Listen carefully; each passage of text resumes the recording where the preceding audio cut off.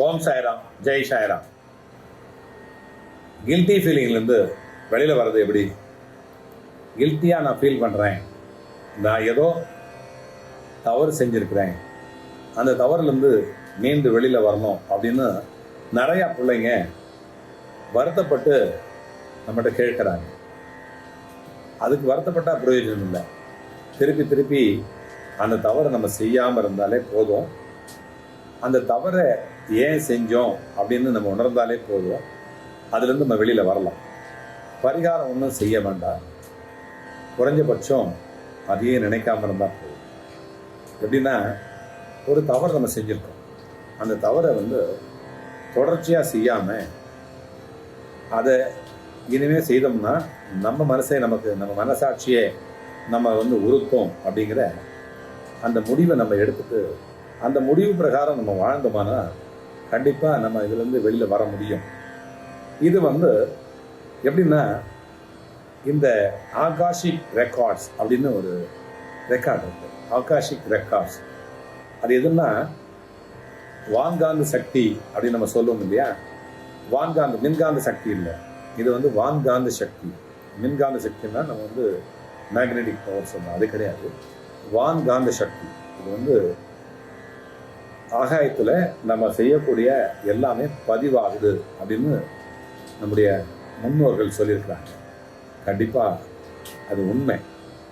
அது உண்மையாக இருக்கிறதுனால தான் எல்லாமே அப்படியே நடக்குது.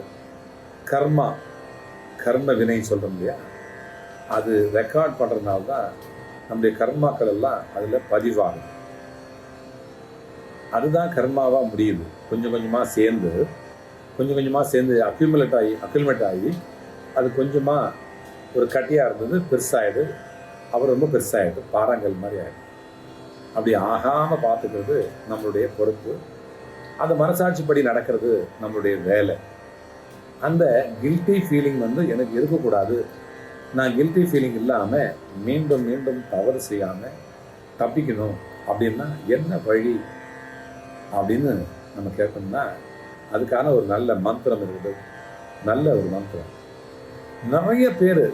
நிறைய பேர் நம்ம சாய் சொந்தங்கள் மட்டுமல்ல, இதையும் தாண்டி நண்பர்கள் இந்த சத் விஷயத்தில் ஈடுபட்டிருக்கிறவங்க, இந்த மாதிரி அன்பர்கள் கூட இந்த பிரச்சனையில் மாட்டிக்கிட்டு சங்கடப்படுறாங்க, ரொம்ப சிரமப்படுறாங்க, மனசு டிப்ரெஸ்ஸாக இருக்கிறாங்க. இதுலேருந்து வெளியில் வர்றதுக்காக தான் இந்த மந்திரத்தை நான் சொல்கிறேன். ஓம் ஸ்ரீ சாயி ராமாய நமஹ. சொல்லுங்க, ஓம் ஸ்ரீ சாயி ராமாய நமஹ. இந்த மந்திரத்தை தொடர்ச்சியாக ஒவ்வொரு நாளும் 108 முறை 48 நாளைக்கு இதை சொல்லிட்டு வாங்க, எழுதிட்டு வாங்க. எழுதுனா ரொம்ப நல்லது, சொன்னால் நல்லது தான்.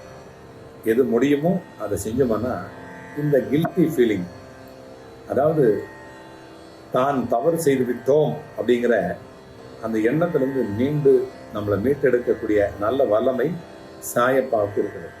சாயப்பா நம்ம நேர்வழிப்படுத்துவார், நம்மளை நிலை நிறுத்துவார்.